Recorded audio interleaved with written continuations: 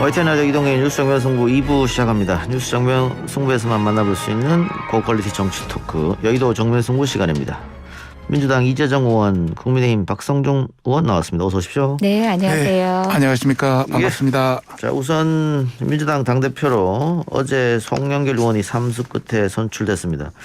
3파전 양상이었는데 뭐 초접전으로 이렇게 끝났어요. 예상 이렇게 하신 분 없었던 것 같은데. 네, 워낙 뭐 송영길 당 대표님께서 초반부터 선두를 점해 가셔가지고 1강 2중이라는 평가가 사실 예측이 더 많았었는데요. 실제 그 우원식 대표님 사실 3등 하시긴 했지만 우원식 전 원내대표님 같은 경우는 후보님 같은 경우는 3등 하시긴 했지만 사실은 기대했던 것보다 뭐 권리당원표라든지 대의원표가 많이 초월했었다는 얘기도 듣고 사실상 예전 같으면은 친문 비문이 뚜렷했는데요. 지금 뭐 언론들은 평가를 뭐 비문 당대표라고 평가를 하지만 사실 내부 지지층들을 분석을 해보면요. 소위 권리당원 표심도 그렇고 고루 안배된 지지층들이 있습니다. 사실은. 그래서 그런 측면에서 막판까지 각 캠프가 정말 취약한 부분에 굉장히 좀 몰입해서 선거운동을 막판을 전략적으로 하지 않았나라는 생각이 듭니다. 예. 뭐 이재정 의원께서는 뭐 친문 비문 별 문제 없었다고 합니다만 일단 언론에서는 비주류가 승리했다 이렇게 쓰고 있어요. 통상 그렇게 생각하시기 쉬운 게 그 대표로 특징 지어지는 그 대표 주자의 그간의 어떤 행적이라든지 정치 행보에 대한 평가들일 텐데요.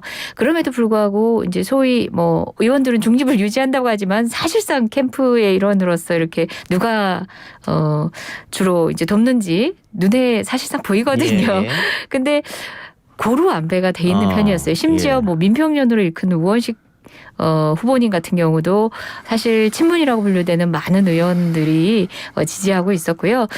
내부적으로는 원내를 기준으로 봤을 때 의원의 분포도를 따진다면은 누가 친문이고 비문이고 가리기 쉽지 않습니다. 그건 제가 그냥 언론용이 아니라 내밀하게 들여다본 내면은 그렇다는 겁니다.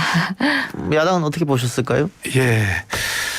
뭐 우선 그 비주류 비문 송영길 그 대표의 당선을 정말 축하드립니다. 우선 원내로 본다면은 송영길 비문의 송영길 대표와 그 친문 강성의 5명의 최고위원 이런 관련해서 예전에 우리 19대 김무성 대표와 친박 그 최고위원 간의 어떤 봉숭아 학당 그런 게 되지 않겠나는 생각이 들어서 상당히 막 걱정을 보내면서 또 어쩌면 이것이 더 잘 될 수도 있는 여지가 되지 않겠느냐 뭐 이런 생각이고요. 밖으로 본다면은 강성 그 친문 당원들이 소위 좌표를 찍고 문자 폭탄을 보내서 과연 이것을 제대로 이겨낼 수 있겠느냐 막 그런 걱정도 사실 되고 남의 일이 아니다 이런 말씀 드리고 싶고 또 우리가 대표께서 대표되면서 은행 일체의 민주당을 주장했지 않습니까? 그래서 앞으로 말이 아닌 행동으로 좀 보여줬으면 좋겠다. 174석의 거대 여당인데 앞으로든지 독주라든지 편가르기라든지 이런 걸 떠나서 협치에 앞장섰으면 좋겠다. 그리고 국민과 기업을 옥죄는 여러 가지 어떤 부동산 정책이라든지 또 기업 규제 3법이라든지 임대차 3법 이런 것도 부분적으로 잘못된 것을 좀 고쳤으면 좋겠다. 그리고 여당이 독식하고 있는 18개 상임위원장 관계라든지 재배분 관계라든지 법사위원장도 좀 간행대로 했으면 정말 대한민국의 정치가 제대로 나가지 않겠느냐 이런 기대를 해봅니다. 그런데 상임위 재분배는 지금 야당은 법사위원장을 주지 않으면은 다른 건 재분배 필요 없다 지금 이런 입장 아니세요? 그런 경향이 강하죠. 지금 법사위원장은 1998년부터 계속 야당한테 법사위원장을 줬습니다. 여당은 국회의장을 하면 야당 몫으로 해서 하나의 게이트키퍼 역할을 할 수 있도록 준 건데 완전히 지금은 뭐 모든 상임위원장 플러스 법사위원장까지 다 가져갔기 때문에 이것은 문제가 있다. 그런 차원에서 이것은 줘야 된다는 그런 개념이고요. 우리 새로 된 김기현 원내대표도 작물이다 표현까지 했습니다. 작물. 우리한테 뺏어간 작물이다. 그래서 돌려주는 것이 의무다 이런 차원을 말씀드렸죠. 여당은 생각이 다를 텐데. 네, 저는 앞서 지도부 관련된 평가 중에 또 최고위원 평가 부분은 좀 생략했었기 때문에 그 부분도 다시 말씀드리면 우리 야당 의원님들께서는 뭐 강성친문이라고 얘기하셨지만 최고위원만 보더라도 면면이 다양합니다. 예. 특히 같은 친문 지지 성향을 갖고 있다라고 평가되는 조금 전 인터뷰했던 강병원 최고위원과 김용민 최고위원만 하더라도요. 명백히 지지세가 다릅니다. 예, 또 강병원 의원 같은 경우는 재선이기도 하지만 여러 가지 정책 면에서는 또 김용민 의원과 다른 결을 가지기도 하고요. 예. 또 전해숙 의원님이라든지 또 검찰개혁에 앞장서 역할을 하셨지만 백혜련 의원님 같은 경우도 여러 정책들에 의해서 다양한 결들이 있거든요. 예. 누구 하나 나 스스로 친문이 아니다라고 얘기했던 분은 없던 거고 그건 여당으로서 당연했던 거고요. 정치권에서 양갈래 쳐서 사실은 당을 혼란스럽게 보이도록 만드는 것이 유리한 집단에서 흔히 그런 비난을 많이 하는데 지금 5명에 대해서 이제 친문이라고 평가하시고 당대표와의 갈등을 전제로 해서 뭐 무슨 학당 얘기까지 운운하신 건 가한 것 같고요. 그리고 김기현 그 원내대표님 예만 들더라도 통상 원내대표는요 욕먹는 자리예요. 자기들 그 원내에서는 우리말 안 들어준다 하고 또 저쪽 당에서는 우리말 안 들어준다. 너무 이제 자기 당만 감싼다. 이런 얘기 들으면서까지 조율하는 자리인데 무슨 되시자마자 얼마 되지도 않았는데 벌써 협박성 발언을 몇 번이나 하십니까? 예. 보기 듣기 민망했습니다. 뭐 예. 작물이라는 얘기까지 국회 수준을 국민들께서 어떻게 보시겠습니까? 무엇보다 박차고 나갔던 것은 야당입니다. 저는 뭐 우리 원내 지도부는 어떤 입장이신지 모르겠고 사실 어떻게 협상을 하실지 모르겠지만 예. 국회가 의결했습니다. 그냥 이번 지도부에서는 상임위 우리가 오롯이 책임지는 것도 사실 쉬운 일은 아니거든요. 하지만 국회 의결을 통해서 선출된 18개 상임위에 대한 충분한 책임질 역량과 능력도 된다는 생각입니다.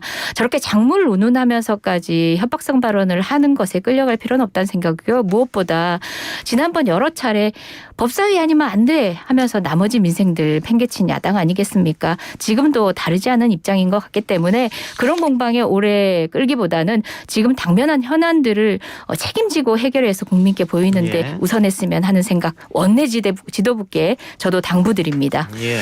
참고로 말씀드리면 법사위가 우리가 뭐 팽개친 것은 아니고요. 최소한의 견제 장치다. 그리고 지금까지 갈래다. 갈래상 야당 몫이다. 이런 차원에서 민주당이 강탈해 갔다. 이제 이런 어떤 그 개념을 갖고 있는 것이고요. 정말 우리가 협치, 대통령도 협치, 지금 당대표로 되신 분도 협치, 또 원내대표로 되신 분도 협치, 많은 협치하면서 협치할 것을 하나도 주지 않고 한다는 것은 우리 보고 하지 말라는 소리가 똑같아. 예. 그런 차원에서 저희들이 고충도 충분히 이해해야 된다. 알겠습니다.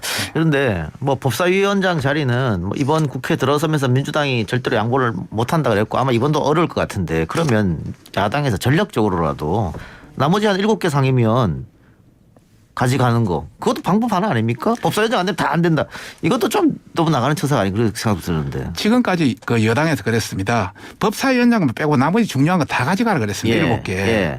그러나 법사위원장이 지금까지 최소한의 견제 장치고 여러 가지 야당 몫으로 갈래를 해온 것을 인정하기는 우리는 전부 아무것도 안 갖는 것과 똑같다 이런 차원에서 우리도 내부에서 예. 그걸 3선 이상 의원들은 상임위원장 사실 하고 싶어 하거든요. 그렇겠죠. 예. 많이 그럼 힘드실 텐데 잠깐만요. 지금 야당 상황이. 예.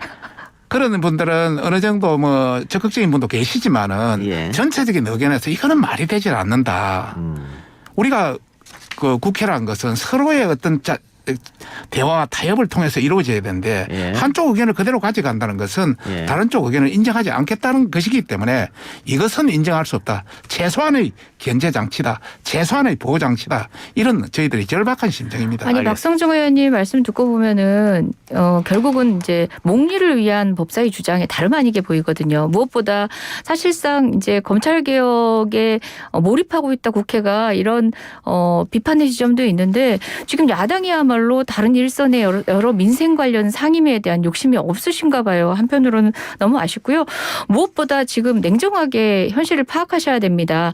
어찌되건 간에 국회 권력은 여당의 180석뿐만 아니라 국회 선출을 통한 상임위원장들이 있습니다. 지금 양보라는 얘기를 꺼내더라도 몇 석을 확보하신 양 얘기하실 처지가 아닌 것 같고요. 제가 볼 때는 근데 우리 보통 원내대표 선출되시면은 소위 협치 프레임 하에서 우호적인 손길을 내미시는데 우리 김기현 원내대표의 전략은 향후 대선 등등을 봐서는 지지 세력 결집이 방법이다라고 그냥 선전포고만 하신 것 같아요. 지략형 야전 사령관이라고 얘기하신 것도 좀 과한 포장이신 것 같고 선전포고 하에 전략을 세우고 계시지 않나라는 생각을 말을 해봅니다. 잘하십니다. 늘 칭찬 들어요 제가.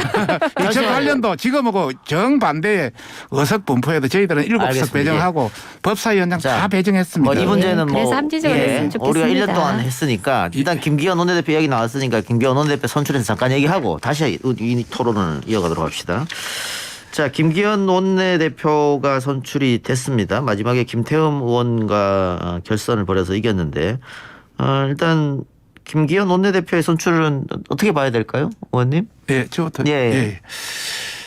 김기현 원내대표가 그 청와대 그 울산시장 선거 개입 사건의 가장 최대의 피해자입니다. 예. 그런 차원에서 이 정부가 들어와서 여러 가지 적폐청산, 검찰 수사 이런 거에 대한 적극적으로 대응하라는 우리의 어떤 의원들의 어떤 요구사항이 반영된 것 같고요. 예. 그리고 윤호중 대표가 상당히 강성 친문으로 되어 있기 때문에 그와 예. 맞설 수 있는 유연하면서도 강력한 리더십을 가지고 있는 사람이 좋지 않겠느냐 이런 사항이 이제 반영되었고요. 또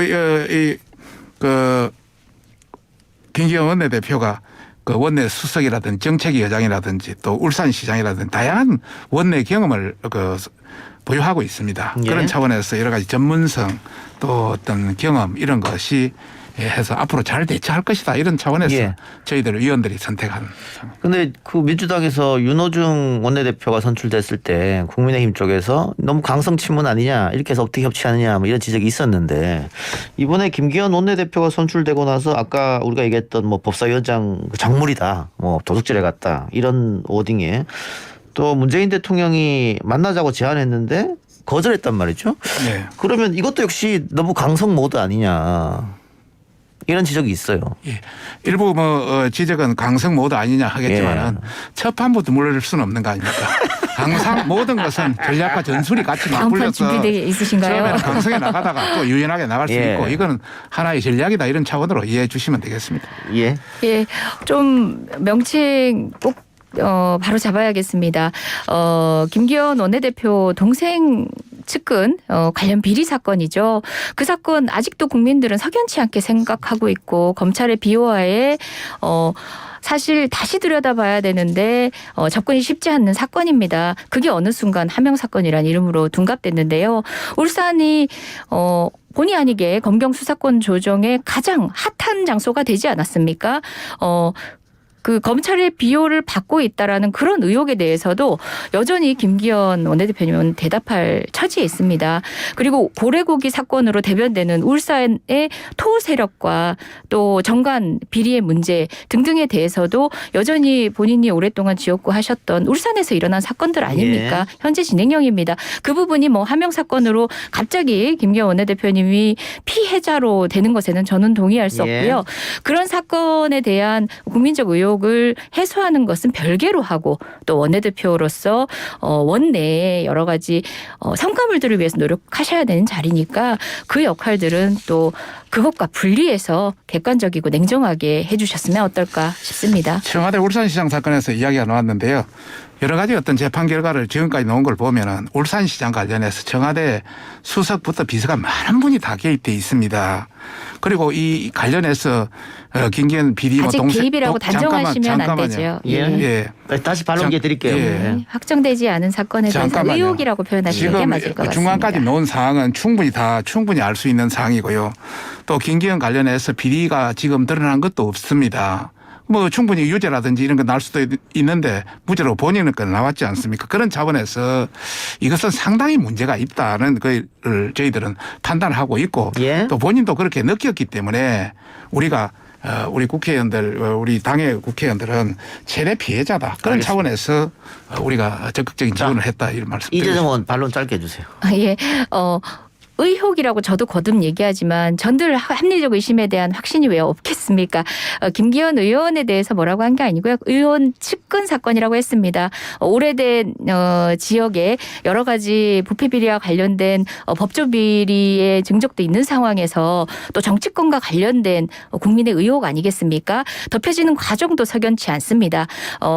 사실은 검찰 수사가 재수사가 이루어져야 되고 엄밀하게 말하면은 공수처 등 다양한 방식의 수사기관에서 다시 들여다봐야 된다고 생각하지만 그렇지 않더라도 김기현 원내대표님은 이 부분 차라리 국민 의혹에 대해서는 풀어주시는 방식으로 설명 한번 주시면 어떨까 싶습니다. 여전히 다른 명명하기 전에 김기현 의원 가족 측근 비리 사건입니다. 자, 항우나 예, 알겠습니다. 경찰청장이라든지 예, 이런 박 관련해서 의원님. 정말 짜고 친 고스톱이다. 잠깐만요. 저희들은 그렇게 느끼고 이 있습니다. 부분에 대해서 예.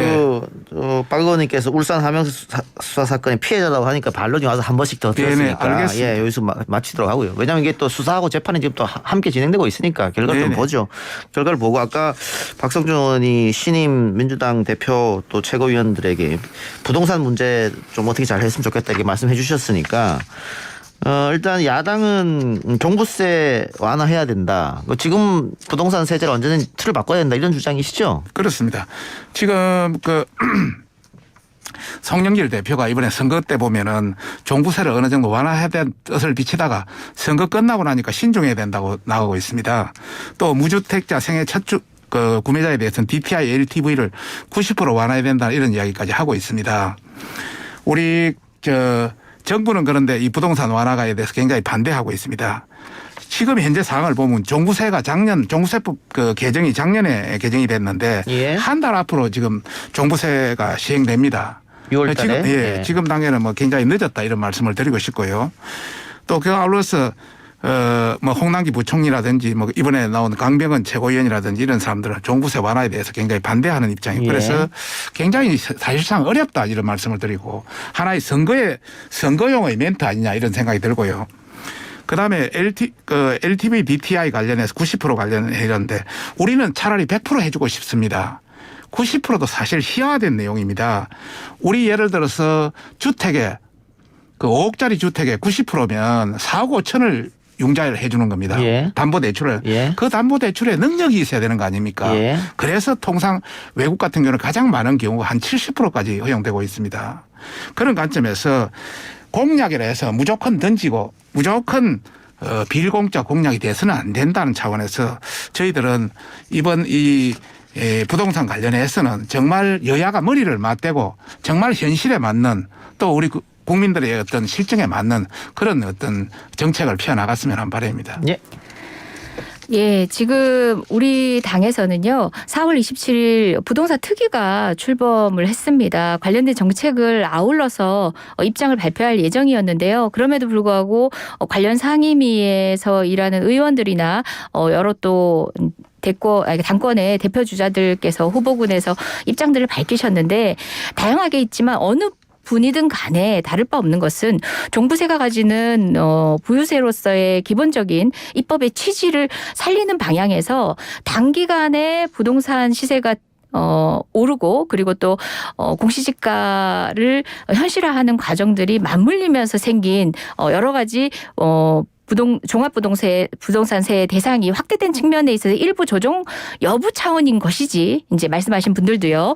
전면적으로 종부세라든지 기존의 과세 형평을 위한 어떤 제도 전반에 대한 후퇴는 아니거든요. 예. 그런 차원에서의 세부적인 면밀한 점검이라면 모르되 기본적으로 자산소득 평등으로부터 우리 청년 세대가 불안감을 느끼지 않도록 하는 방향의 조세 제도가 부동산에서는 특히 필요합니다.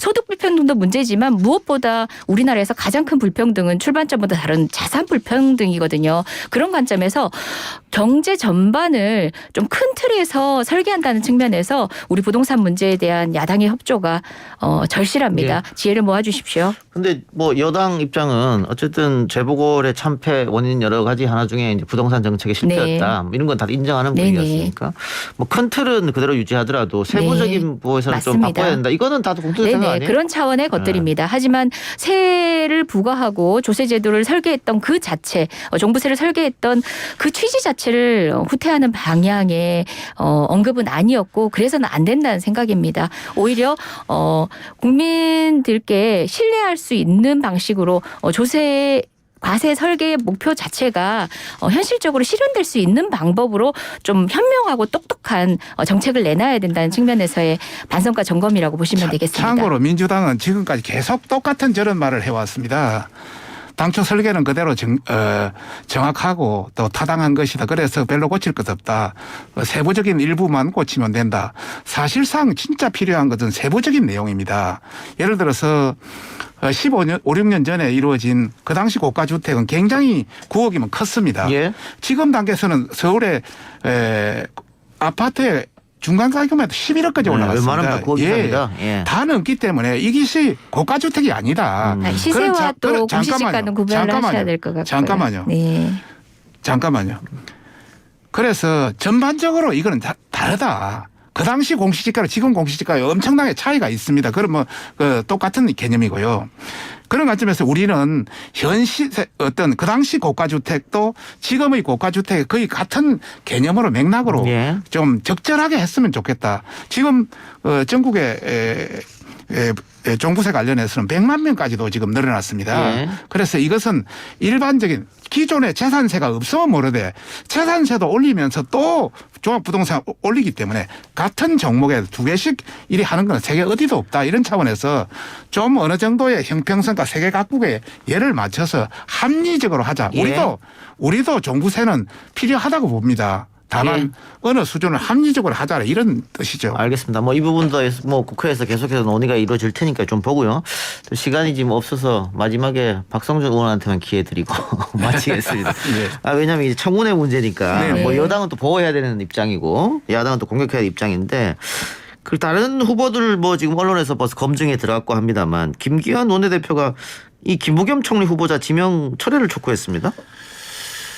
뭐 여러 가지 어떤 생각이 있었어. 뭐 예. 그런 이야기를 하지 않았나 싶고요. 예. 김부겸 총리가 지난해 뭐 여러 가지 행자부 장관 할 때 여러 가지 어떤 점검을 한번 했습니다. 예. 했는데 그 이후에 몇 가지가 나오기 때문에 예. 정부와의 관계 또 당정 간의 관계 이런 걸 종합적으로 판단해서 그런 이야기를 하지 않았나 생각합니다. 뭐 대선을 앞두고 있는 해인데 대선 앞두고 그래도 이 민주당 정치인 출신이 국무총리가 되면은 이 관건 선거가 되지 않겠냐면 그런 우려입니까? 뭐 그런 것도 있고요. 알겠습니다. 네, 두 분 말씀 오늘 여기까지 듣고 어쨌든 뭐 청문회 과정 지켜보면 알겠죠. 뭐 어떤 공격 포인트가 나올지. 네네네. 예, 너무 정략적으로만 접근하시는 것 같아서 국회 예. 고유한 권능을 제대로 발휘하시는데 집중하시면 쉽습니다. 예. 정략적인 건 아닙니다. 지켜보시면 압니다. 알겠습니다. 두 분 오늘 말씀 고맙습니다. 지금까지 더불어민주당 이재정 의원, 국민의힘 박성중 의원이었습니다. 고맙습니다. 네, 네, 고맙습니다. 감사합니다.